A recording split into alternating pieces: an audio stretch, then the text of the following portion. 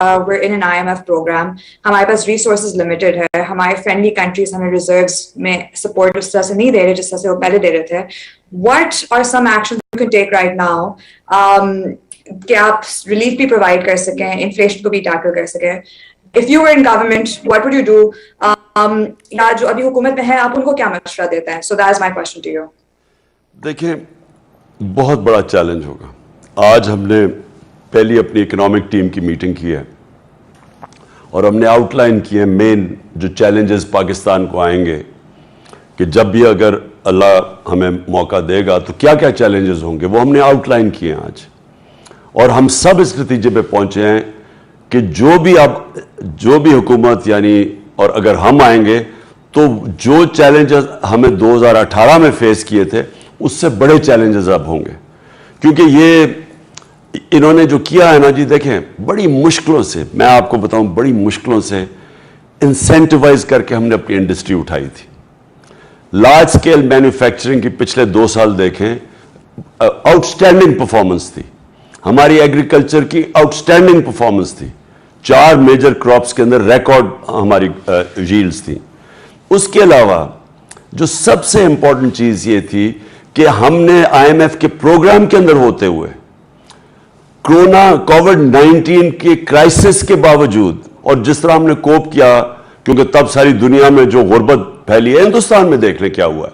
ہمیں کمپیئر کریں کہ ہندوستان نے کووڈ-19 سے کیسے کوپ کیا, ہم نے کیسے کوپ کیا, ہم نے کیسے اپنی انڈسٹری بچائی, اپنی لوگوں کا روزگار بچایا, ہم نے کیسے لوگوں کو بچایا فرام دا کووڈ-19 ٹو, غریبوں کو کیسے بچایا.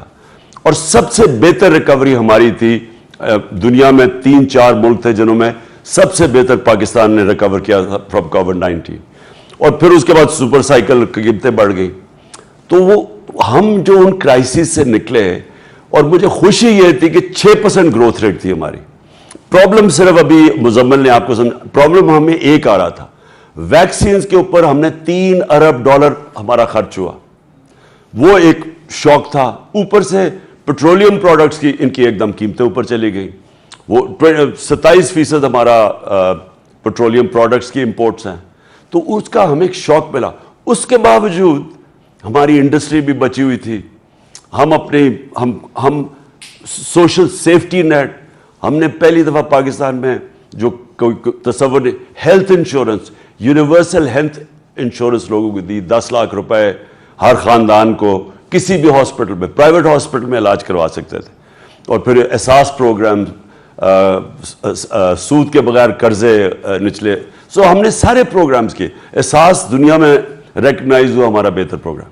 سو اس کے باوجود ہم جب یہ اپنی اکانومی کو بیلنس کرتے آ رہے تھے, مجھے یہ خوف تھا کہ یہ اگر سازش کامیاب ہوگی ہم ٹیل سپن میں جائیں گے. اب وہ جو ٹیل سپن ہے, یہ جو اب ہم نیچے گرتے جا رہے ہیں اور آگے کوئی نظر نہیں آ رہا, مجھے خوف یہ ہے کہ یہ چھوڑیں گے اب کدھر. میں اس لیے بار بار لگا ہوا ہوں کہ ابھی جلدی سے جلدی الیکشن کرواؤ تاکہ ملک میں سٹیبلٹی آئے. سٹیبلٹی صرف الیکشن سے آئے گی, اور کوئی طریقہ نہیں ہے اکنامک سٹیبلٹی کا without political stability. Political stability آنی الیکشن سے. تو مجھے خوف یہ ہے کہ ان کو تو اب سمجھ نہیں آ رہی کیا کریں. دنیا میں باہر بھاگے جا رہے ہیں, نہ کوئی باہر سے پیسے دے رہا ہے, باہر سے کوئی ان کو کریڈٹ دینے کے لیے, بینکس, وہ آپ کو بتا دیا کہ رسک اب اتنی ہے کہ کسی نے ان کو پیسے نہیں دینے. سو اگر یہ اسی طرح چلتے رہے, میرا خوف ہے جو ورلڈ بینک بھی کہہ رہا ہے, جو IMF کہہ رہا ہے, کہ پاکستان میں پولیٹیکل انریسٹ ہو جائے گا. ابھی تک تو ہم جلسے آتے ہیں, لوگ جلسے اٹینڈ کر کے چلے جاتے ہیں, بٹ میں وہ کراؤڈ کے اندر ایک وہ دیکھ رہا ہوں, اس قسم کا پیشن دیکھ رہا ہوں, غصہ دیکھ رہا ہوں. بجلی کے بل جب لوگوں کے گھروں میں آ رہے ہیں, لوگوں میں آگ لگی ہوئی ہے.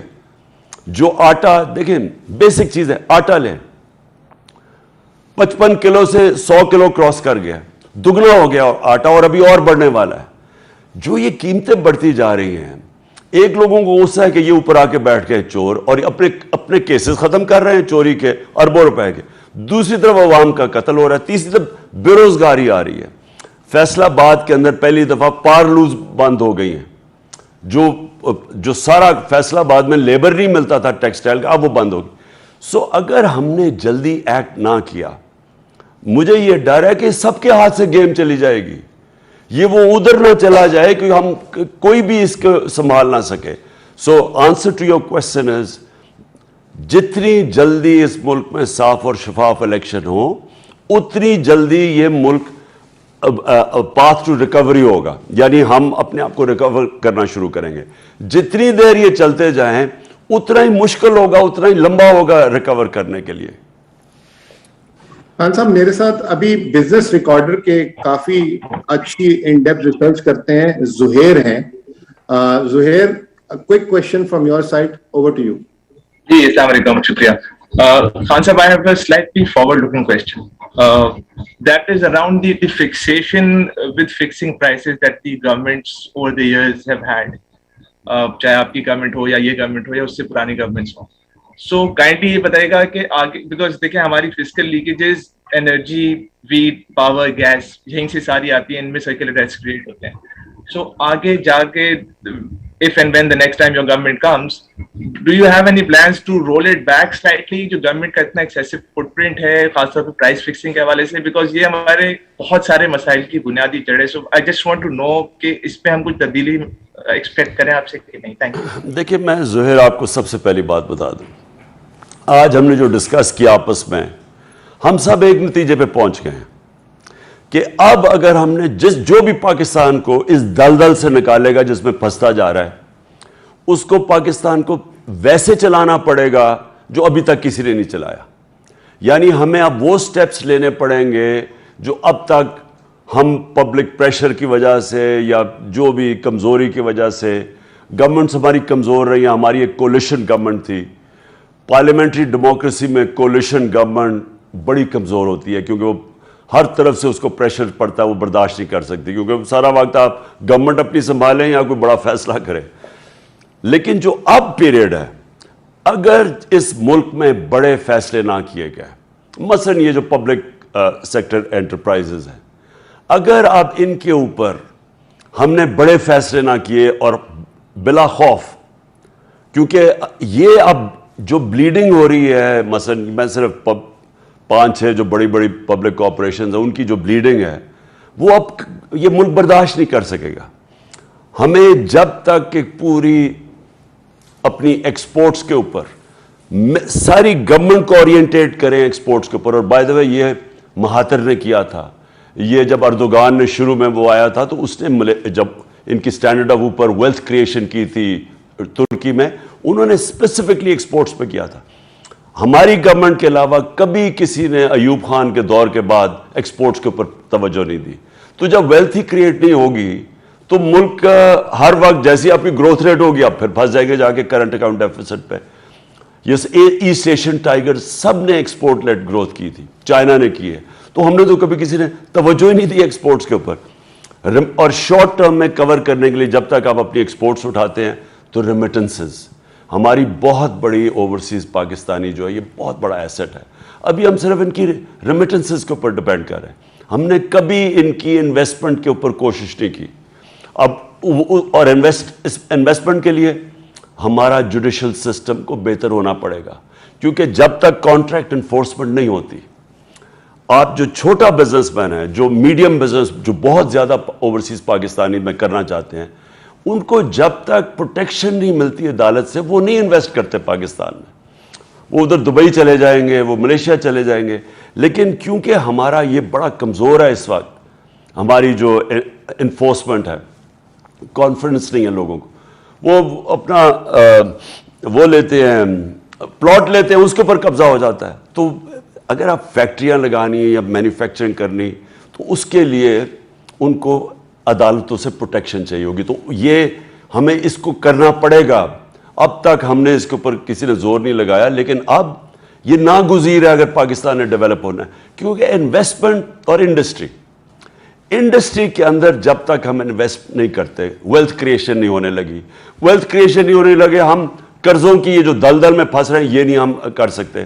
ہم نے بڑی کوشش کی, ہم نے کنسٹرکشن کو پوری انسینٹیوائز کیا جس کی وجہ سے جاب کریشن ہوئی. ہم نے پوری کوشش کی انڈسٹری کی مدد کرنے کے لیے جس کی وجہ سے ایکسپورٹس بڑھی, ٹیکسٹائل بڑھی.